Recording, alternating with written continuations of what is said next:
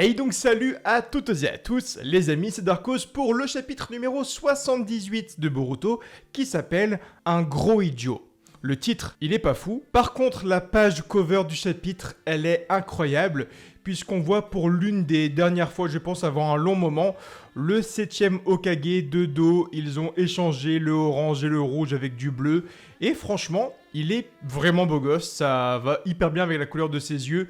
Bref, la page cover est encore une fois depuis bientôt 3 ans que des masterclass. Donc Ikemoto et les covers, franchement, c'est un régal.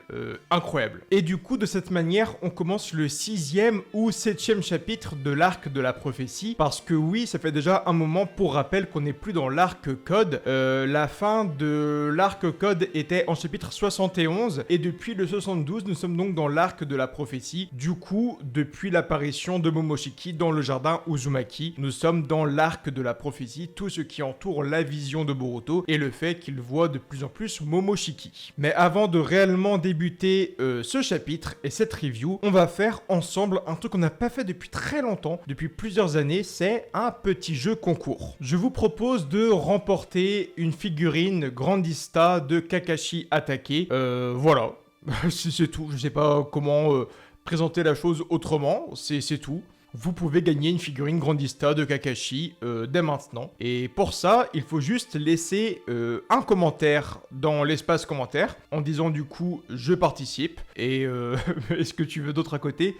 Mais du coup, il faut y avoir dans ton commentaire le petit côté « je participe » et laisser bien sûr un like à la vidéo. Et il existe sur internet plusieurs sites qui peuvent du coup savoir via les participants qui ont laissé des likes et le fameux commentaire. Donc, je ferai attention, je checkerai tout. Voilà les deux seuls éléments pour participer à tout ça. Je demande pas de partage ni rien, c'est un peu plus embêtant pour certains. Donc voilà, il faut juste dire je participe et un like, c'est tout. Et le gagnant de la Grandista de Kakashi Hatake sera dans le chapitre 79 ou plus ou moins dans sa review, donc dans un mois. Bon courage à toutes et à tous, j'espère que vous allez gagner, sauf qu'il n'y en a qu'une, donc j'espère que tu vas gagner. Toi qui me regardes, je croise les doigts. Et si vous regardez la vidéo à plusieurs, là c'est un bordel, donc octogone, direct. Donc, comme d'habitude, on va faire un petit résumé du chapitre, puis la critique, l'analyse, les théories. En début de chapitre, du coup, tout Konoha est un peu à l'affût et un peu en état d'urgence, en code rouge, puisqu'ils ont remarqué que le chakra de Hinata, Hyuga et de Naruto Uzumaki ont complètement disparu du village. Ils ne sont plus là, ils ne sont plus à Konoha. Et du coup, Shikamaru va demander à Ada de regarder avec son dojutsu ce qu'il s'est passé et pourquoi leur chakra a subitement disparu. Donc, Ada utilise son fameux dojutsu et explique à Shikamaru et aux autres personnes connectées comme Boruto que Naruto et Hinata ont complètement disparu suite à une attaque, une technique de Kawaki. Et désormais, il compte bel et bien s'attaquer à Boruto Uzumaki et il compte tuer Boruto Uzumaki. Sauf que la petite particularité, c'est que lorsque Ada explique que Naruto et Hinata ont été attaqués par Kawaki, Boruto en fait il ne perd pas de temps et il fonce en direction de son domicile pour y retrouver Kawaki et savoir réellement ce qui se passe, ce qui s'y passe. Et du coup, Boruto part vraiment avant la fin des explications de Ada. Le fait d'expliquer du coup que Kawaki veut tuer Boruto, c'est une chose que Ada va expliquer à Sarada. Et donc ça augmente le niveau de panique puisque Sarada va dire bon je ne peux pas laisser Boruto partir comme ça seul face au danger. Et Sarada part à la poursuite de Boruto qui est lui-même parti en direction du domicile des Uzumaki. Sauf que ce qui est réellement intéressant, c'est que le combat va s'engager très rapidement entre Boruto et Kawaki, puisqu'un portail va s'ouvrir devant Boruto, ça va l'engouffrer et il va être envoyé directement à Kawaki. Donc on n'a pas 40 minutes de marche et de course qui va être faite entre Boruto qui court après Kawaki. Là au moins c'est clair, précis et rapide. Boruto est propulsé directement devant Kawaki et là ça va devenir très chaud, très spécial. Il y a une sorte de tension et quand tu lis le chapitre, tu sais pas, t'es perdu entre excitation et boule au ventre. C'est un mélange très spécial. Tout d'abord, Kawaki explique que Naruto et Hinata sont envoyés dans une dimension où le temps ne s'écoule pas et où le temps est complètement figé et je trouve ça dommage dans un premier temps. On en reparlera en fin de vidéo, mais cette spécialité, cette spécificité de la dimension où le temps ne s'écoule pas, eh bien c'est très dommage, c'est très décevant. Ils sont en fait comme figés, ils sont comme dans un mur de glace, je pense, ils ne bougent pas, rien ne se passe, rien n'y vit, rien ne s'écoule. Donc Naruto et Hinata ne vieilliront pas et c'est à mon plus grand désarroi parce que j'avais une théorie que j'évoquerai donc en fin de vidéo. C'est pas dur, pour faire simple, Boruto veut un peu calmer les choses, parler avec Kawaki, essayer je pense de le raisonner et d'amener à une conclusion de on peut trouver une solution, on va trouver une solution comme d'habitude, comme on en a en fait toujours trouvé. Du coup, je pense que Boruto voulait vraiment parler avec Kawaki en mode allez, ramène mes parents, on va se poser, on va trouver une solution, puisque Boruto est dans le dialogue, comme son père à l'époque. Sauf que Kawaki ne perd pas réellement de temps avec tout ça, et il passe à l'attaque en voulant tuer du coup Boruto. Le combat éclate, il y a franchement des planches très sympas, de très beaux échanges. On sent vraiment que les deux se sont énormément améliorés, et à chaque combat d'ailleurs de Kawaki versus Boruto, ça m'appelle en fait vraiment les échanges à l'époque entre Goku et Vegeta. Il y avait un dominant, un dominé, et au match d'après c'était un peu inversé, c'était un coup sur deux que l'un mettait une branlée à l'autre, c'est limite. Et là c'est un peu la même, je trouve que Kawaki à l'époque où il avait le Kama et la maîtrise du Kama, il roulait sur Boruto. Il y avait eu ensuite une défaite de Kawaki, la Kawaki reprend le dessus aujourd'hui, c'est trop intéressant et je kiffe vraiment ça. Sarada va donc également intervenir dans le combat avec une attaque Katon que Kawaki va vraiment ignorer en fait. Il va vraiment se prendre le Katon de plein fouet et faire qu'est-ce que tu me veux toi? Et il va donc dire aussi à Sarada que si elle se met en fait en avant pour protéger Boruto, Kawaki en fait il en a plus rien à foutre qu'elle soit la chef de l'équipe 7 ou pas. Kawaki il est prêt à tuer Sarada. Boruto donc lui il comprend vraiment que les choses deviennent très graves, que là il y a aucun retour en arrière qui est possible, et Boruto dit pour l'une des premières fois du manga à l'un de ses amis de prendre la fuite. Boruto dit réellement à Sarada enfuis-toi, ne reste pas là, ça va pas le faire. Et Sarada reste, elle est têtue, vous connaissez le personnage, elle se fait attaquer par Kawaki, Boruto défend Sarada et il se fait crever l'œil, il se fait percer l'œil, il reçoit du coup la fameuse cicatrice que l'on connaît depuis 7-8 ans maintenant. Boruto a enfin, entre guillemets, sa cicatrice à l'œil. D'ailleurs, l'intervention de Boruto qui protège Sarada des mains de Kawaki me fait énormément penser à l'intervention de Naruto sur Sakura qui protégeait du coup la jeune femme de Sasuke au pont où Danzo était mort. Est-ce que je suis précis? J'ai l'impression que ce soir j'explique des choses, ce n'est pas explicite. J'ai du mal à m'exprimer. Comprenez-moi. Voilà, il y a vraiment un parallèle très cool que je trouve.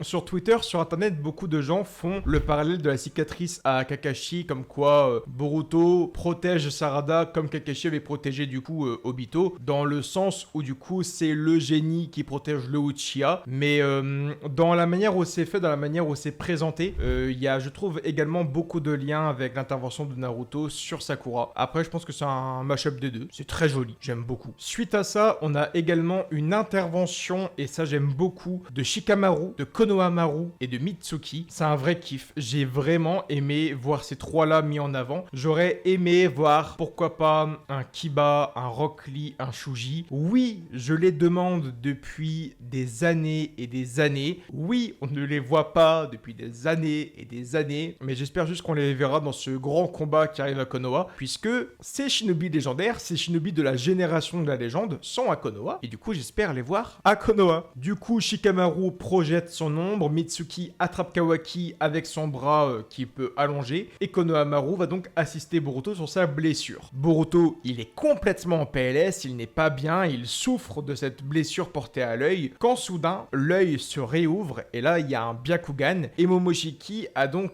pris le contrôle sur Boruto Uzumaki, et Momoshiki va donc directement s'adresser à Kawaki en expliquant une chose, c'est très simple, c'est en fait prends la fuite, enfuis-toi, t'inquiète, c'est moi qui contrôle actuellement le corps de Boruto, donc t'en fais pas, pars de Konoha, prends la fuite, éclipse-toi si tu veux, mais t'inquiète. Kawaki, il est en pleine interrogation, en pleine hésitation, et là nous avons une vision interne de Boruto qui parle avec Momoshiki, et je pense qu'il y a une chose à comprendre qui est très importante, c'est tout simplement que Momoshiki a pris réellement la place de Boruto et que Boruto a pris la place de Momoshiki. Momoshiki explique tout simplement que voilà, il avait dit son œil bleu, il l'a perdu, que cet œil-là, il n'existe plus, il a perdu son œil, et qu'en fait, la fin de tout vient de réellement commencer. Lorsque Momoshiki disait à l'époque, tes yeux bleus un jour te déposséderont de tout et tu vas tout perdre, tout ce que tu aimes, tu vas le perdre, et ça a commencé, on y est. Dans le jardin Uzumaki, Momoshiki disait, ça va arriver, ça va plus tarder à commencer. Et là, Momoshiki dit, on y est, ça a commencé. Là, vraiment, tu vas tout perdre à une vitesse incroyable. Tu vas vraiment tout perdre de A à Z, et ça a commencé. Et on voit vraiment ce Momoshiki qui se met à disparaître, et Boruto, lui, reste dans ce monde monde parallèle, ce monde interne. Et du coup, je me demande, bah merde, c'est Momoshiki qui contrôle réellement le corps. Et du coup, je pense que, comme l'a dit Seikyo dans sa vidéo, parce que oui, je regarde Seikyo devant, quel homme, Momoshiki va donc contrôler le corps de Boruto pendant un petit moment, voire un long moment. Et là, la blessure que possède Boruto l'empêche de reprendre des forces et de recontrôler son corps. Donc, on a vraiment cette impression avec cette dernière planche qu'il y a une convocation dans le monde interne, comme à l'époque de Kyuubi et Naruto. Sauf que là, cette fois-ci, c'est Boruto qui reste enfermé dedans et Momoshiki, lui, il disparaît, il s'éclipse, il disparaît de ce monde-là parce qu'il va reprendre le contrôle à l'extérieur. Et c'est incroyable, c'est incroyable. Imaginez à l'époque de Naruto si c'était arrivé en fait que Kyuubi et Naruto parlent, que d'un coup les barreaux se ferment et qu'on se rend compte que Naruto est derrière les barreaux et que Kyuubi va contrôler son corps à l'extérieur. Ça aurait été incroyable. Bah là c'est le cas, je trouve ça trop bien. Maintenant,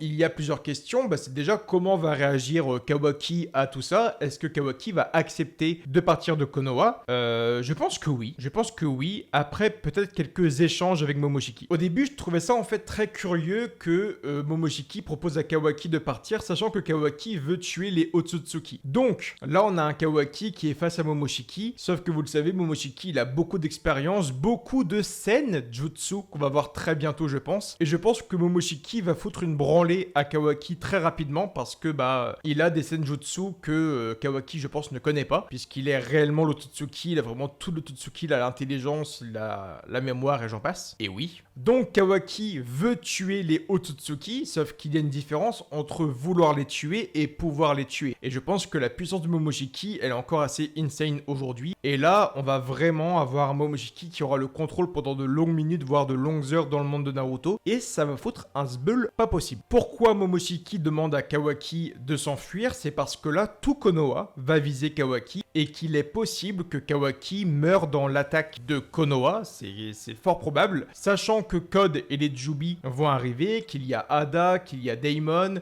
que Kashin Koji, n'oubliez pas, j'en parle à chaque review, mais Kashin Koji débarquera à un moment donné, il ne faut pas l'oublier, que là du coup Shikamaru, Sasuke et compagnie vont viser Kawaki. Donc Kawaki peut bel et bien mourir, sauf que Momoshiki a un objectif, c'est de capturer Kawaki, de l'amener à Jubi et de faire bouffer du coup Kawaki à Jubi pour avoir du coup le Shakura no Mi et que Momoshiki puisse manger le fruit du chakra. Donc c'est normal que Momoshiki demande à Kawaki de s'enfuir parce que bah, si Kawaki meurt, son plan à lui se casse la gueule. Il y a aussi le fait que oui, Momoshiki ne va pas donc avoir ses résurrections. Oui, Momoshiki ne réapparaîtra jamais en tant que Boruto Uzumaki. Néanmoins, maintenant, il peut mettre des bâtons dans les roues et casser les couilles à l'Alliance Ninja. Et c'est ce qu'il essaye de faire et c'est ce qu'il fait très très bien d'ailleurs. J'en ai pas parlé tout à l'heure, mais il y a aussi l'intervention de Sasuke qu'on n'a pas vu depuis très longtemps. Et c'est très cool puisque lorsque Shikamaru, Mitsuki, Konohamaru apparaissent, il y a également Sasuke qui pose son katana sous la gorge de Kawaki et il est prêt à le finir. Il est prêt vraiment à le buter, à en finir avec lui avant que Kawaki utilise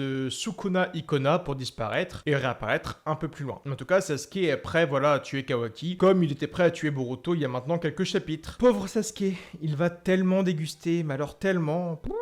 Donc là, ça devient très compliqué puisqu'en fait, à chaque chapitre de Boruto, je me dis que ça ne peut pas être pire. Le mois dernier, lorsque j'ai vu Hinata et Naruto disparaître, je me suis dit, de toute façon, on peut pas aller plus loin. La première dame vient de disparaître, Naruto vient de disparaître. Comment vous voulez faire pire? Comment vous voulez qu'on ait une pire situation? Eh bien, on peut avoir la disparition de Boruto. Boruto vient, à mes yeux, peut-être que j'ai mal compris le truc, mais Boruto, pour moi, il vient de disparaître et il vient de céder la place à Momoshiki pendant un long moment. Et tant que cette douleur le termine et tant qu'il souffre de cette douleur-là, il n'aura pas les compétences, la puissance et la résistance pour reprendre le contrôle sur son propre corps à lui. Donc, je pense que lorsque Boruto va reprendre le contrôle, lorsqu'il reprendra, le contrôle sur son corps, il va voir un Konoha à feu et à sang, avec beaucoup de morts, et ça va être horrible. Mettez-vous à sa place. Imagine, tu te fais blesser à l'œil, tu perds un peu connaissance, ensuite tu réouvres les yeux, et là, boum, tout est détruit, il y a plein de morts. Parce que pour Boruto, ça va se passer en un clignement d'œil, et d'ailleurs, je crois que Momoshiki le dit plus ou moins. Momoshiki dit qu'il va tout perdre. Boruto va perdre tout ce qu'il aime à la vitesse d'un clignement d'œil. Je crois que c'est dit dans le chapitre. Je suis pas sûr, mais je crois. Et ça va être le cas, puisque lorsque Boruto va réouvrir les yeux et reprendre du coup connaissance, eh bien tout sera mort et tout sera détruit. Ça va être incroyable. J'imagine même pas à quel point il va être chamboulé, désespéré,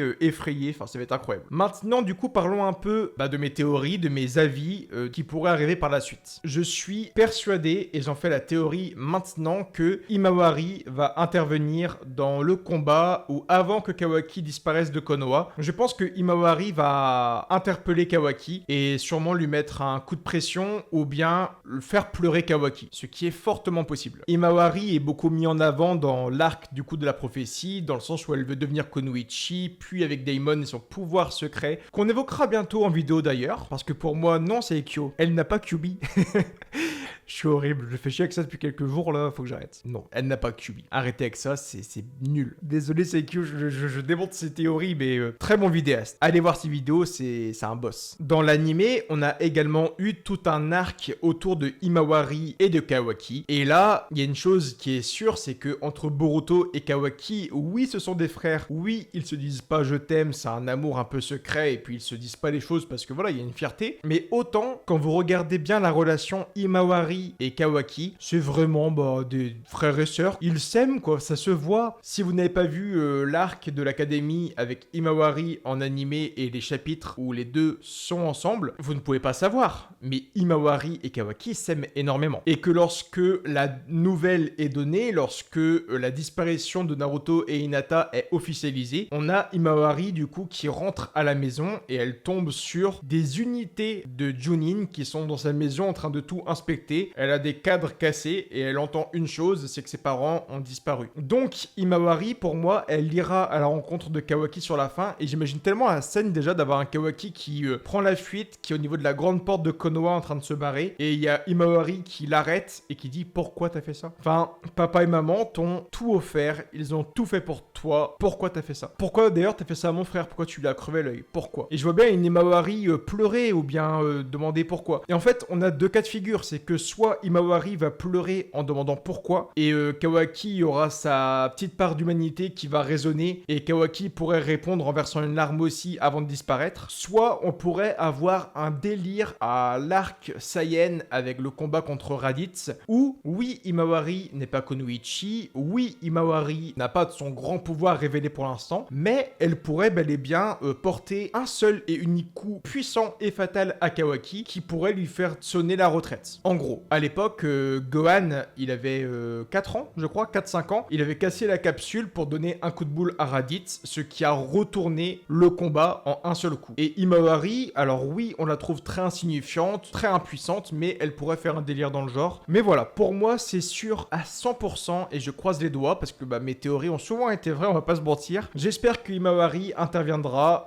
pour soit montrer son pouvoir brièvement, soit avoir des explications à Kawaki et offrir une scène très touchante, très triste, et on est obligé. Parce que oui, on a vu Hinata Naruto parler avec Kawaki, là on a l'échange Boruto et Kawaki, mais Himawari, elle n'est pas à ignorer, elle n'est pas à mettre de côté, elle reste la sœur de Kawaki, elle reste une membre de la famille Uzumaki qui vient d'être brisée, donc Himawari devra parler à Kawaki, c'est indéniable. Je me demande également si Kawaki va pas au final faire une alliance avec Ada et Daimon et partir avec eux. C'est très probable dans le sens où Ada ne va pas laisser Kawaki comme ça tout seul parce qu'elle aime Kawaki et qu'elle a son objectif en tête. Du coup, je me pose beaucoup de questions et je me demande si sur la fin de ce combat Konoha, Kawaki va pas dire à Ada et Daimon venez avec moi et vraiment ils vont se barrer. Ça pareil, j'y crois dur comme fer. Plus dans le sens en fait où j'ai longtemps réfléchi, mais plus dans le temps où Kawaki a besoin des capacités de Ada maintenant pour évoluer, pour avancer, pour savoir des choses. Et avoir Ada dans son équipe, c'est indéniable, c'est obligatoire quasiment. On est obligé de l'avoir puisque que en étant à des millions de kilomètres de Boruto, grâce au dojutsu, il pourra savoir ce que fait Boruto, comment il s'entraîne, s'ils ont retrouvé Naruto et Hinata, nanana. Bref, Kawaki pour moi, même si là il aime pas, même s'il s'en fout d'elle, ça m'étonnerait pas que sur la fin, Kawaki dise à Ada, tu veux venir avec moi?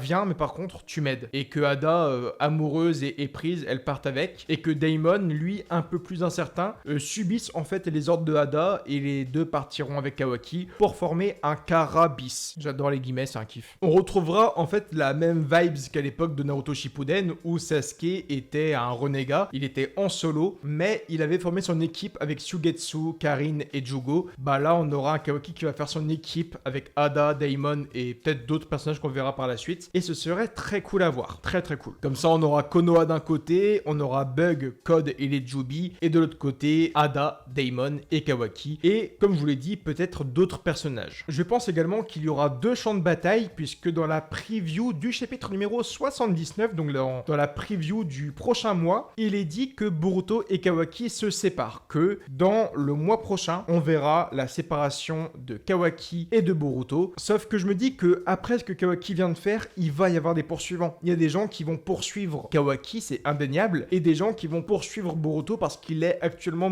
Momoshiki. Donc, à partir du chapitre numéro 79, je pense qu'il y aura 2 champs de bataille. On suivra un combat côté Kawaki et un combat côté Boruto, et on aura les 2 frères face à Konoha. Ça va être incroyable. Incroyable. On va donc sûrement répondre à la vision de Boruto. C'est sûrement grâce à ça qu'il y aura le Boruto versus Team 10 et contre Sarada et compagnie. C'est peut-être d'ailleurs pour ça que la vision de Boruto aura enfin une réponse, puisqu'on va voir du coup Kawaki prendre la fuite. Sûrement quand Sarada dit ah il est par là et tout en courant, peut-être qu'elle poursuit Kawaki, on sait pas trop, et Team 10 contre Boruto. On sait pas trop, mais c'est possible. En tout cas, je pense qu'on va avoir de beaux combats, et le Sasuke contre Boroshiki, ça va encore arriver. J'espère juste que Boroshiki n'ira pas tuer du coup Sasuke.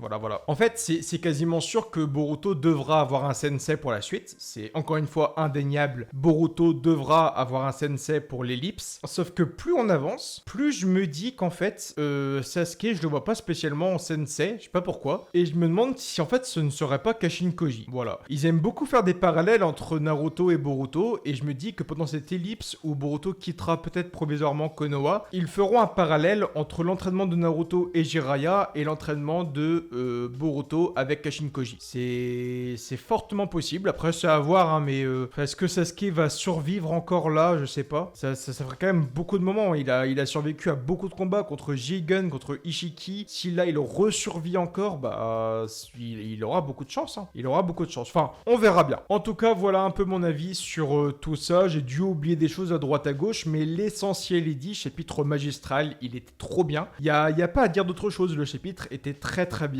J'en suis très fier. Il se lit très facilement, il y a des planches vraiment choquantes, renversantes. La scène de l'œil, vraiment, elle est bien faite. Je m'attendais en fait à ce genre de choses et je suis pas déçu là-dessus.